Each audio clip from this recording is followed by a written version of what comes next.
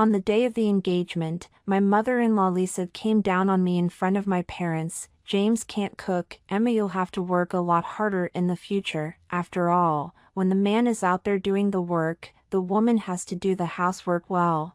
Don't you think so, in-laws? Said, smiling and looking at my parents. I turned the dish in front of me and gave her a chopstick. I don't know how to cook in the future.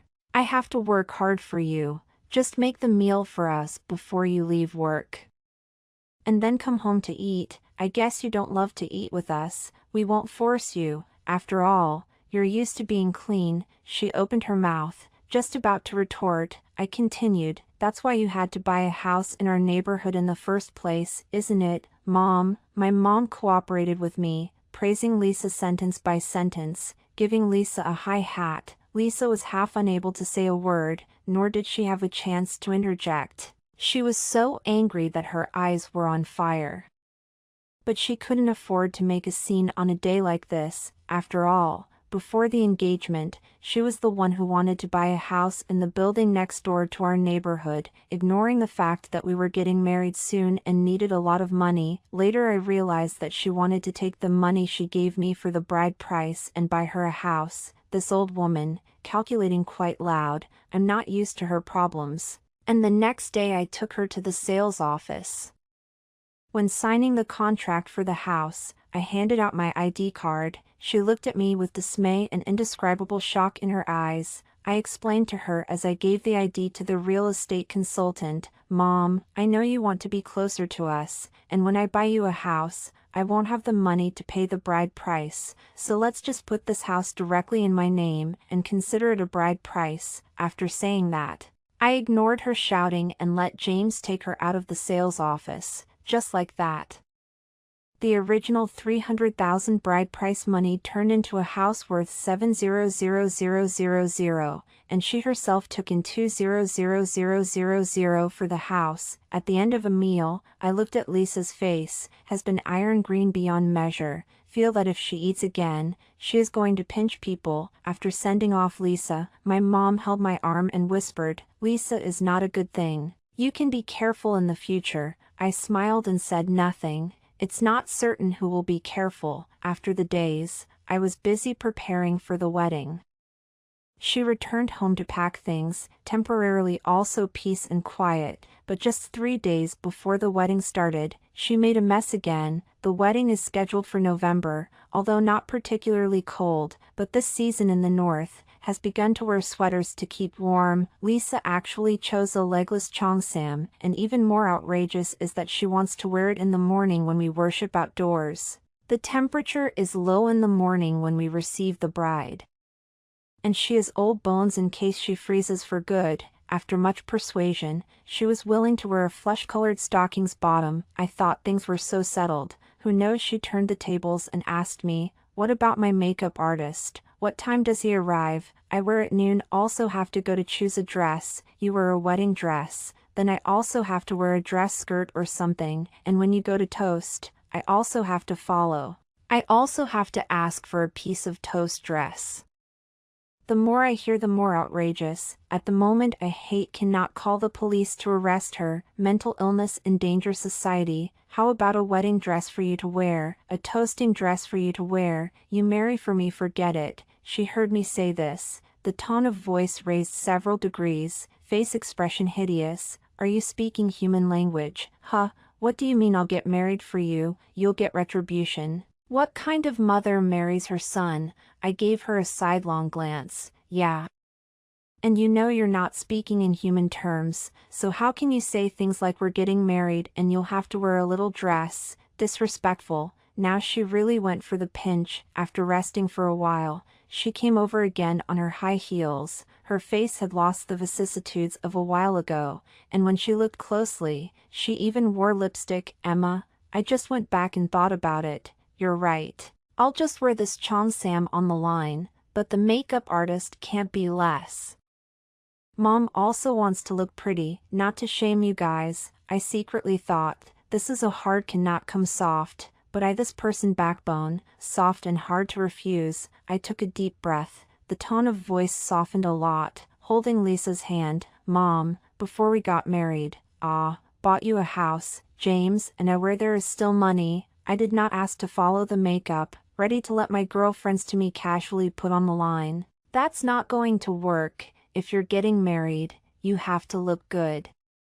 You can't save money on this, so hurry up and find them while there's still time. I was waiting for her to say this, and put on a smile. Okay, Mom, you pay for me. I'll find the most expensive one, said I. Pretended to call the wedding company. She hurriedly stopped me, and did not pretend, sitting on the ground, coiled legs, mouth crying and howling. What is my life? Ah, found a what daughter-in-law. Get married or not for me to find with the makeup. I was married to your father when there is nothing to dress up, and now the son got married, and again nothing to dress up. Ah, my life is bitter. Ah, die never mind. I coldly watched her series of operations. I heard James say that when his parents got married, they were the most elegant, and none of them did not envy their Lisa for finding a good family. This is going to come and pretend to be miserable with me now. My tone cooled a few points. Looking at her disdainfully, if you feel aggrieved, let Dad marry you again. What kind of mom is it to look for compensation at your son's wedding? At these words, her face changed drastically, shivering her mouth. Are you cursing me? Your dad has been dead for so long, and you're telling me to let the two of us get married again. You're not cursing me, said, about to stand up and pull me. At this time James came back from outside and froze when he saw the two of us like this. Granny reacted quickly, jumped into his arms and began to complain.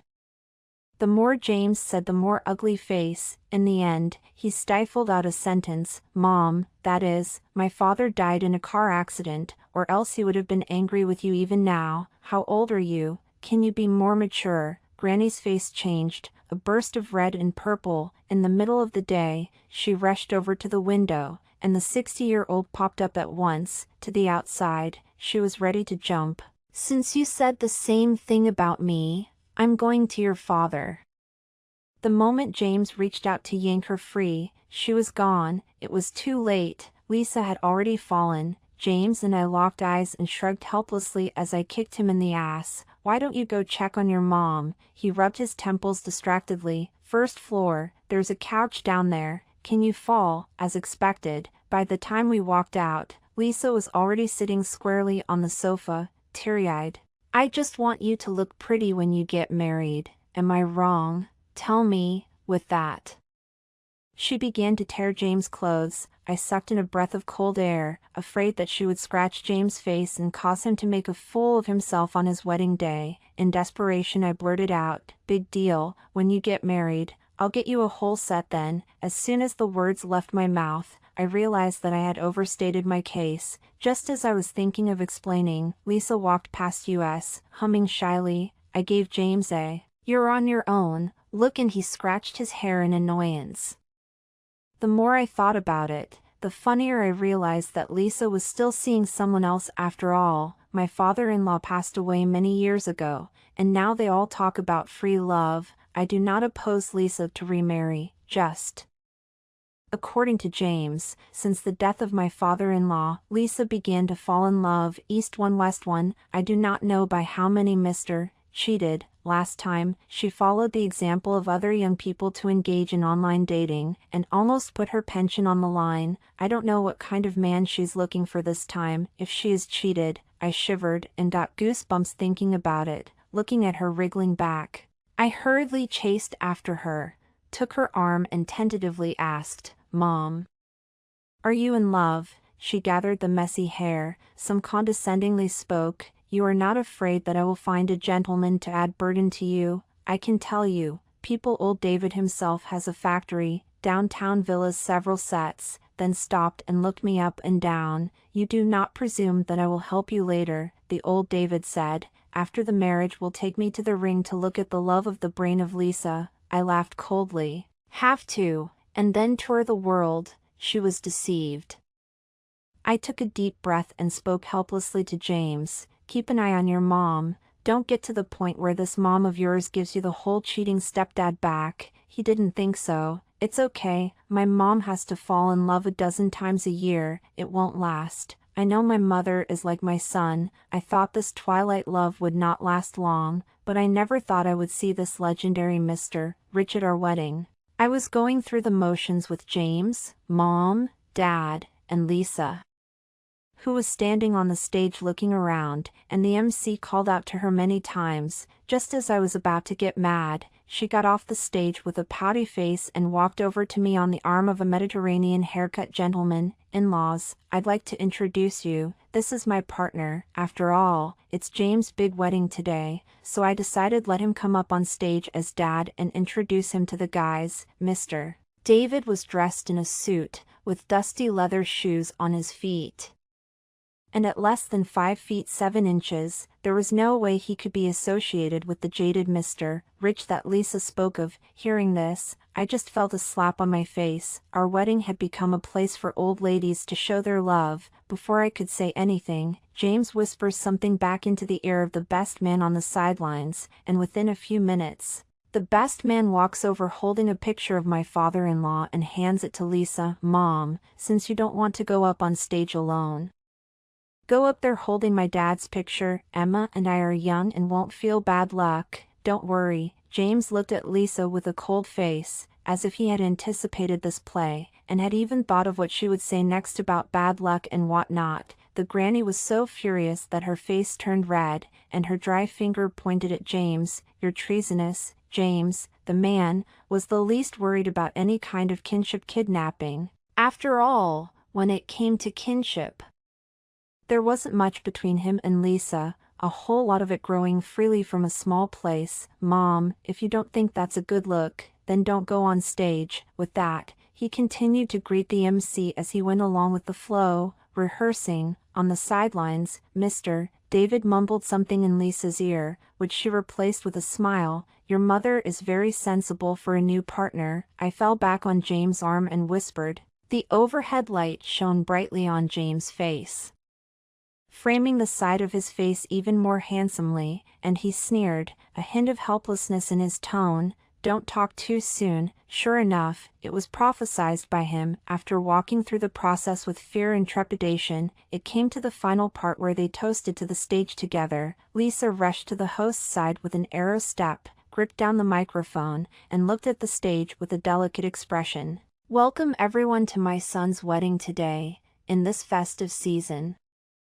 I would like to take this opportunity to invite on my partner to come, but also take advantage of this stage. Want to do a simple ceremony with my partner. After saying that, he leaned into my ear. Let's do the wedding together, save money, and how well Mom will look out for you. James stepped forward, grabbed the microphone and bowed slightly, glaring angrily at Lisa. This is my wedding. What are you doing? As we spoke, Mr. Davids walked up with his head held high, and I looked at the stunned way my sisterhood looked at me from the stage, and I just couldn't tear my wedding dress and run. What was all this about? Looking at James again, he looked bleak under the lights. Even though he knew Lisa couldn't be trusted, he didn't expect it to hit him hard in the face on his most important day. Looking at him like a homeless puppy, all my anger turned into heartache. Who knew James would just pick up the microphone?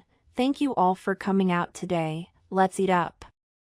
And with that, he took my hand and walked on, leaving Lisa and Mr. Davids, who had just come on stage, hanging out to dry. The two of them looked at each other like unasked for clowns, and Mr. David looked at the stage and then at Lisa, shook her hand off fiercely, and stepped off the stage. Lisa looked like an affronted daughter-in-law and followed behind with her mouth agape. The two then exited the venue, never to return, and that was the end of the wedding with a surprise.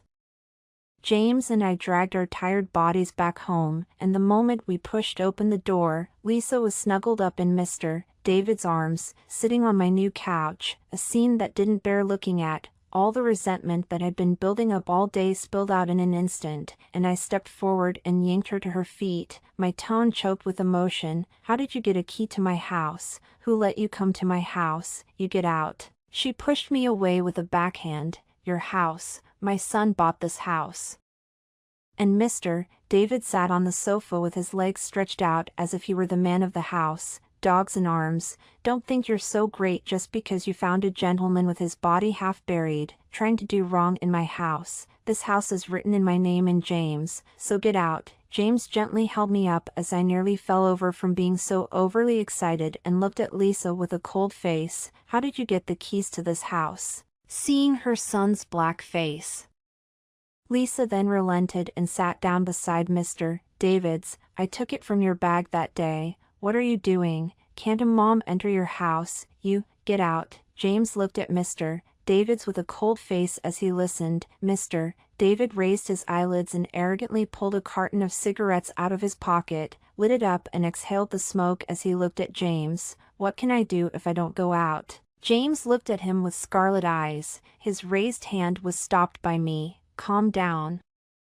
This is going to be a problem if you move. He raised his head slightly and took a deep breath, taking out his cell phone and making a call. After that, he sat in the living room. The four of them were as quiet as chickens, and the living room was so quiet that you could hear the sound of the wind outside. It was a moment when I even wanted a divorce. Half an hour later, the police came to the door, and James pointed at Mr. David. Without our consent, this stranger entered my house. And now I can't kick him out, so please take care of it. When Lisa heard this, her face changed drastically. She stood up from the sofa with a jerk, pointing in my direction and cursing. You son of a bitch, you urged my son to call the police. I raised him for more than 20 years, and now I'm calling the police to arrest my own mother. The latter words were interrupted by James before he could say them. Not you, stop talking. We don't know that man. This is my mom. Sorry. She's mentally ill, Mr. Davids got up calmly and pulled a red book out of his pocket and threw it at James' face, making a bloody scratch. Treacherous thing, pick it up and look at it. I picked it up and saw that it was Lisa's marriage license to Mr. Davids. You actually got a license with him. All the anger and aggravation disappeared in a moment. And I looked coldly at Lisa aside, my emotions actually calming down like never before. James took it from my hand almost immediately, squinting at Lisa and letting out a sneer. The police on the sidelines looked at us awkwardly. After all, a clean slate is not a clean slate. I forced my fatigue, bent down at the officer and apologized. I'm sorry, it's the old man of the family who didn't make it clear. I'm sorry for troubling you to make a trip. I'm really sorry. Finally took 2 packages of wedding candies, which is also considered to be a dip in the joy. Just as he left, the police officer looked meaningfully in Mr. David's direction for a few moments. For a while the otherwise chaotic house was quiet, the 4 of us sitting in the living room. Who would have thought that the original wedding night could have been such a big mess? Tell me, how did you two meet? When did you get your license? And what do you plan to do in the future? Lisa cleared her throat and began to brag. Your Uncle David has several factories of his own. We met through square dancing. We just got our license yesterday. Speaking of which, you'll have to change your names to Dad. And Lisa glanced at me, voice unconsciously enlarged. Your Uncle David childless, he said. As long as you good filial piety to the 2 of us, all the property in his name is yours. I looked at Lisa with a face full of folds but with a shy naivety. I hated that I couldn't roll up my sleeves and slap her hard twice to make her wake up. Yeah, I've been used to being a widow and orphan all my life, so as long as you guys are nice to me, you'll never be treated badly, said Mr. David's hand rubbing against my new couch. I walked up and yanked him up. Get lost. I'm not related to you. You 2 getting married, that's between you 2. Don't dirty my sofa. I looked at these 2 old farts with cold eyes. I'll put my words here today.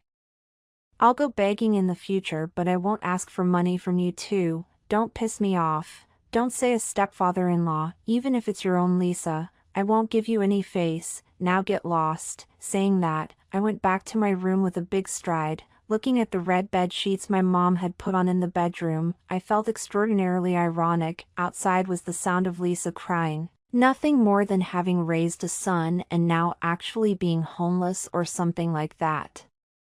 Just as I was about to go out and curse, James's furious voice rang out. Is there an end to this? Today is my wedding day. What have you done? Introducing your new partner at my wedding.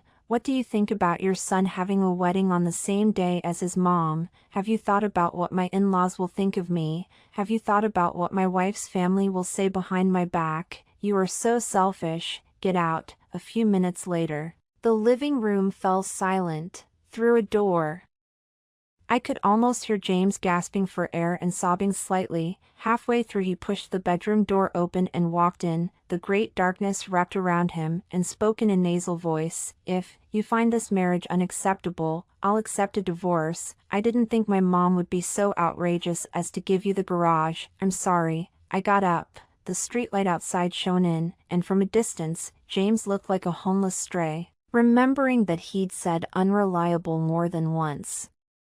Even the most heartbreaking things were always said with a smile. It was the first time I'd been so sad today. I walked out and hugged him fiercely. "Say what? You are not in front of so many people today that you want to take care of me for the rest of my life. What is this moment to beat the retreat? Besides, your mom is your mom, you are you. I can tell the difference." He hugged me with all his might, almost rubbing me inside his chest.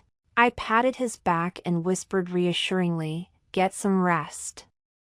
There's a very hard battle ahead." As is customary, we needed to go back to my mom's house the next day. In order to avoid having my parents and aunts and uncles waiting for us at home, I thought of changing the locks when we got back, and it's only for one day, and I asked Lisa for the key yesterday, so there shouldn't be any problems. I just didn't expect that Lisa would be shameless to this extent. When I got home, the door was wide open, and Lisa was moving things into the house little by little. And the corridor, which was already narrow, was filled to the brim. Torn quilts, torn blankets, blackened sheets and covers, and even pots and pans stained with grease, and there was also an indescribable stench that permeated the room. I followed the stench for half a day and saw a stinky sock that was about to stand up underneath one of the pots. It turns out that one's mind is actually unusually calm when one is in a rage. "What did you bring these rags for?" Lisa wiped the sweat from her face and mocked without raising her eyes. "You don't want a family reunion, but I do. I want to live with you. Have mercy on me." Looking at the floor full of almost exclusively male products, I guessed that this must have been Mr. David's idea. James came up at that moment, and when he saw all the junk on the floor, his whole body collapsed, and the object he was carrying fell to the floor with a thud. I whispered in his ear before he got angry, "Take it easy. Let's see what's going on." As expected, Mr. David sat on the couch as if he were the head of the family, watching Lisa move things around while he watched TV with a melon seed. "Oh, love brain, no matter how old you are, you deserve it." I called a halt to Lisa and told her to sit down. "Let's have a chat about what you guys are trying to do with this outburst. Things have come to this point. On the surface, Mr. David usually doesn't say anything, but every step of Lisa's action was authorized by him. With that mess out there, I'd believe it if he was a gatekeeper at the mill. If he was the factory manager, I'd eat shit. It's not that I look down on people, but who doesn't wash their socks when they're standing up? Suddenly, a horrible thought came into my mind. This gentleman is not trying to cheat the house. Fortunately, Lisa's house is in my name. Lisa looked aside at Mr. David. "Then let your father speak." Mr. David coughed softly a few times. "How can any of you be children like this? Leaving your mom alone over there. From today onwards we're moving in here. A family is meant to be together neatly. No need." "I don't agree, Mr. David." Didn't expect me to refuse so dryly, and looked at me with round eyes and anger on his face. "What are you looking at me for? Are your eyes extra wide? In the first place, it was Lisa who insisted on buying a house, and now she's talking about a family reunion. So what's the point of buying that house? You're disrespecting the elders. If you continue to have this attitude, you don't want any of my money when I die." I laughed in anger. "When you die, take all your money with you to the coffin. We don't want it. You'd better burn some paper money for yourself in advance, otherwise you'll be childless and have no one to visit your grave, and we won't care." Granny saw the two of us at cross swords and hurriedly smoothed out Mr. David's anger. "Keep up this partner of yours properly. Don't turn into a widow just after you get married." James secretly gave me a thumbs up from the sidelines, then got up and lifted Mr. David, this gentleman, please, don't stick around my house, who knew that Lisa had gone into our bedroom in the opposite direction and lay down on the bed without getting up, waving at Mr. David. Mr. David rushed at James' hand and bit it hard, taking advantage of the moment he was in pain, and the two of them both lay down on our bed. I've rented out the house. I'm going to stay with you guys, and respectfully, we'll have to take the master bedroom, as expected. This was a way to rent out your house to get the rent, live in our house, eat our food, drink our wine, and eventually take the house for yourself in the process. James and I looked at each other and smiled. Instantly understanding each other, he went into the bedroom, opened the closet and pulled out his suitcase and started packing. Lisa pressed on and sat up. What are you going to do? What do you mean? I'm going to make room for you two. I'm going to give you the master bedroom, you two stay there and we'll go stay in the second bedroom. Mr. David fell on Lisa's arm. Listen to me right, look, that was beyond disgusting. After packing, we both went downstairs with our suitcases and first went to Lisa's house, which was fully stocked with basically everything, put things away, and then went to contact the neighborhood rental agent. Lisa has listed the house on the internet, but there is no one to rent yet. I pulled out my ID proof of real estate and a bunch of stuff that proved I was the owner and withdrew the rental in favor of a sale. Another house we are now living in was also listed online. Originally James and I were also looking at a house in another development. At first, we even said that we would change houses when we had the money. Now, in order to get rid of this pair of old things, we can only sell the house. After doing all this, it was already 5:30 in the afternoon. We both rushed to buy some more things, and went to find the house of the aunt who danced with Lisa, to inquire about the origins of this Mr. David. It took several old ladies to piece together the love story between him and Lisa. Some of the old ladies, when they realized that their Lisa was married to him, exclaimed that someone had finally accepted him. According to the information found by the son of one of the aunts, Mr. David, when he was young, he was a punk who did nothing but eat his brother's food and spend his brother's money. Since the death of his own mother, his brother also broke contact with him, which is to find a security job, but always drink and misuse. In the past few years, all the security guards in the neighborhood have done it all. He and Lisa met through square dancing, and Mr. David, casting a wide net and focusing on the fish, had laid hands on a number of single, older women. One of them even got the wrong message and harassed an aunt with a partner, and was nearly punched by the aunt's partner. In other words, everyone could see that he was a scoundrel, and only Lisa, the relationship brain, found him like a treasure. After listening to a round of gossip, my three senses were destroyed. At this time James's cell phone rings endlessly. Take it out to see, as Lisa called. What are you doing? And do not come back to cook. I and your father are almost starving. Inside was also the voice of Mr. David speaking with phlegm. Tell him to buy me a roast chicken. I haven't eaten for days. Bring 2 bottles of wine. Bring wine. I'm bringing him hell. After calming down, James and I went to have a hot pot and bought 2 steamed buns on the side of the road to take back home. By the way, I've rented out this house. We'll all have to live in a hotel from now on, each to their own. After saying that, I carried the rest of the stuff and headed out. The starving Mr. David looked at the bonny hard buns in his hand and cursed. You little bitch, you give me this to eat. Ah. Didn't your mom teach you to respect the old and love the young? What kind of a thing are you? You have no family, you motherless bitch. I'll teach you a lesson for your father today. The words that hadn't been said were slapped into my stomach, and I almost used a lot of force. The hit made my hand numb. How dare you hit me? He raised his hand to strike when James shielded me and pushed him away. He stumbled and his whole body was on all fours as if he were a turtle. It was a scene that was funny as hell. He got up and rolled up his sleeves and went at James, and the scene was a mess. I turned on my phone's camera and filmed it. James didn't initiate the fight, basically dodging him and trying to avoid hitting himself, but Mr. David was riveted and had a few hits on James. I shot at them the whole time, grabbed my cell phone and called the police, who arrived at the house not long after. As soon as the police entered, Mr. David was on the floor in a flash, screaming, "My police, ah, my elbow, ah, my leg, ah, my waist, ah, comrade policeman, I'm this child's stepfather.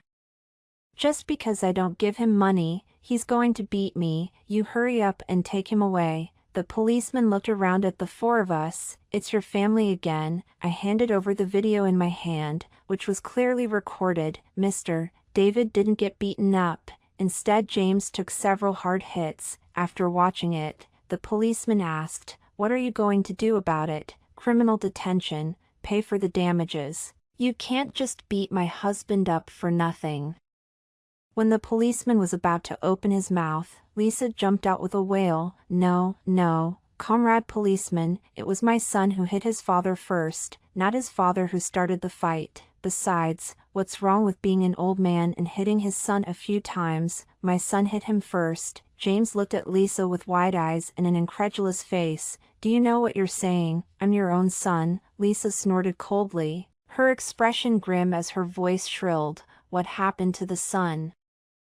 A son who marries a daughter-in-law doesn't see how well he treats me. Old David is my companion for the rest of our lives together." After saying that, he walked over to me and slapped me on the face, catching me off guard. Her face took on a few unnatural shades of red because she was so excited. "It's all because of you, little bitch. How dare you call the police? Let's see if I don't tear you apart." James stepped forward and looked at Lisa with scarlet eyes. "If you have to stay with this man, then I will leave you alone from now on." Who knew that Lisa slapped James in the face again? "Fine, break the mother-son relationship. Don't you come begging me in the future, but you have to pay me back the money I've spent on supporting you all these years. Break off the relationship." James tilted his head. I could vaguely see tears in the corners of his eyes. "Okay, you name it. How much? We'll go to the notary tomorrow." Lisa looked at Mr. David's, and over there sneaked in $500,000. No way.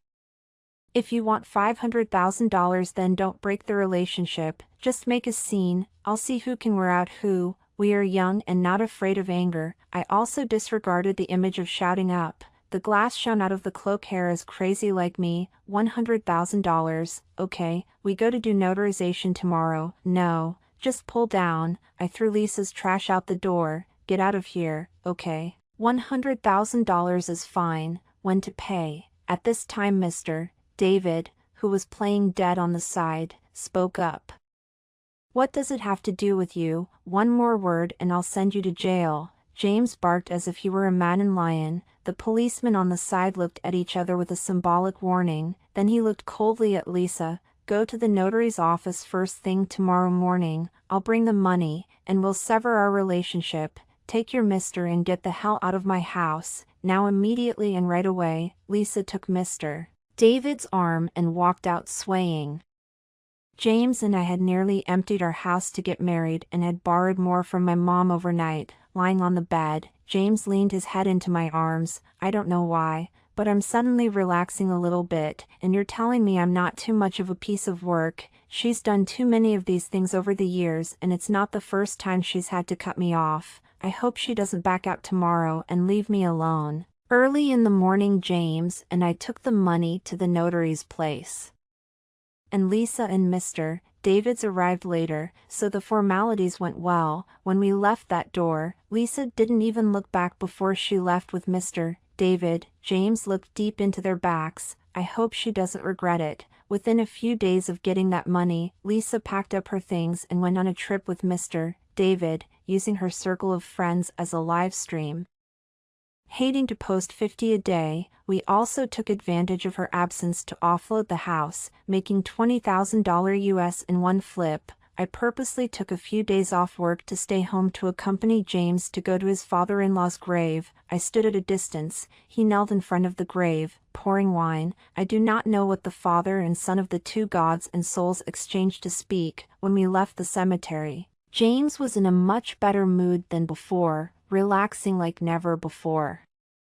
Finding an apartment was a pain in the ass, so James and I moved our stuff to my mom's place. After arriving at my house, James said he realized that couples of his parents' generation could be cheeky without fighting. It turned out that his mother would prepare delicious food for her children. It turned out that when he was frustrated outside and came home from a bad job, the family was also able to help scold and fight to get rid of the anger. The sun rose in the east and set in the west, and we spent 10 quiet days. On the morning of the weekend, James and I were still in bed when we heard his cell phone ringing incessantly. I picked it up and it was the hospital calling. It was noisy, but I caught the important message. Lisa was hospitalized and in critical condition, and we were told to go to the hospital. James and I both assumed it was a prank on her. I grabbed the phone and howled out, "I'm sorry. We have nothing to do with her anymore.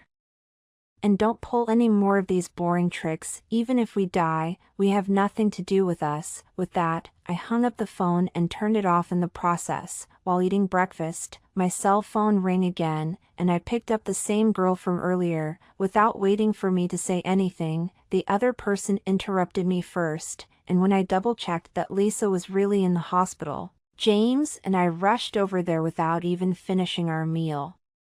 James signed the consent form for the surgery with his hands full, and 5 hours later, Lisa was wheeled out, covered in bandages and pale. We didn't know what happened until the police came to our door and found us. Yesterday, when Lisa and Mr. Davids returned to the house, they found the locks had been changed, and after going to the property to inquire, they learned that the house had been sold by me. James and I had long since blackmailed her and she couldn't get in on the phone. The two of them stood in the hallway and argued, with Mr. David condescendingly accusing Lisa. The deal was that I'd marry you, you'd have your own house and live in your house, and I'd give you all the money if you behaved yourself. Now it's not good, you don't even have a place to live. What the hell? I'm divorcing you. Granny wide-eyed, face wrinkles piled together, tears rustling down. What are you talking about? Divorce me? On what grounds? You can't do this to me. Not still have $50,000, give me, I want to divorce you. Mr. David tugged at Lisa's bag to get the money. The two pulled. Mr. David grabbed the bag and ran when Lisa fell to the ground and yanked hard on his leg. Mr. David kicked her down the stairs and tumbled a few times. Prepare yourselves, probably, it's hopeless, the doctor sighed, leaving us with a white back, self-inflicted. By now, I had no sympathy for Lisa. I wasn't meant to be a saintly mother, and she almost ruined my life. To put it bluntly, I can't wait for her to pass away and not make me serve her. James probably read my thoughts and after a moment of silence, whispered, "Don't worry, never let her drag you down." He stayed at the hospital to watch over my critically ill Lisa, and when I went home to get my things, I saw a sneaky Mr. David halfway across the street, and I called James. He arrived just as Mr. David came out of the convenience store with some food. We both followed him to a remote alley, covered up, and beat him up hard, and after venting our anger, I called the police. We hid and watched as the police took Mr. David back, then also followed to the police station. Mr. David was beaten and swollen, saw me full of anger. "You little bitch, animal, all because of you, stealing the sale of the house, otherwise I would not have been so miserable." I looked at the scoundrel in front of me, still didn't hold back to ask that question.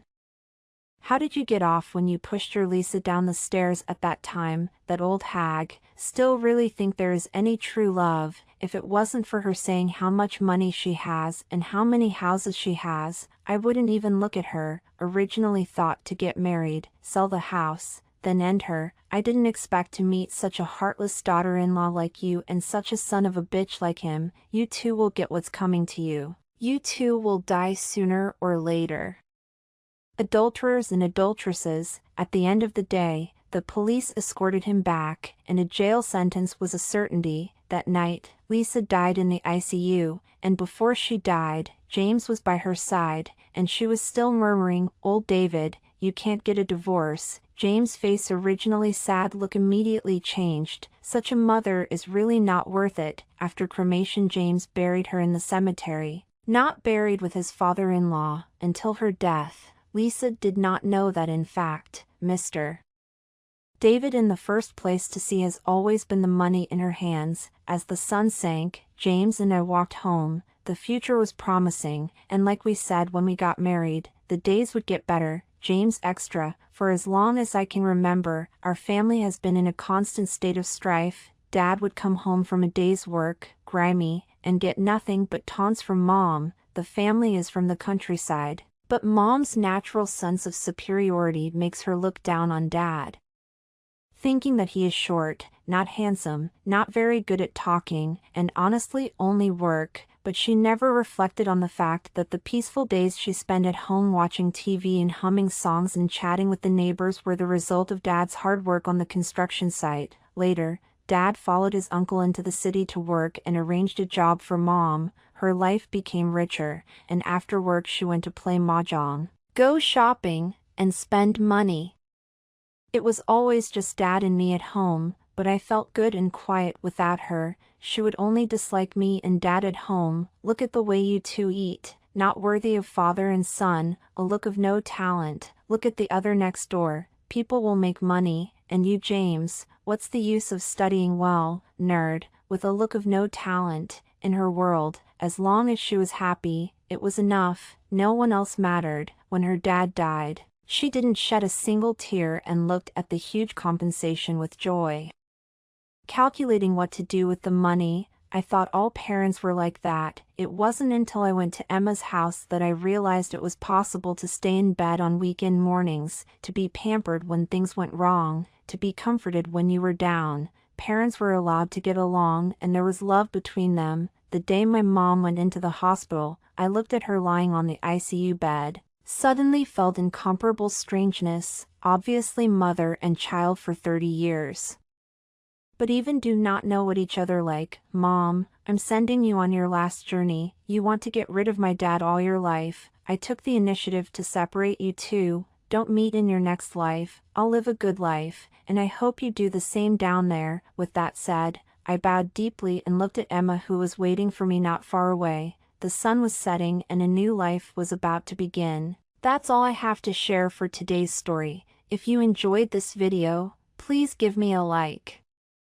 And if you have any suggestions, let me know in the comments section. If you haven't subscribed yet, you can click subscribe to not miss any video you are interested in. We won't see you in the next video.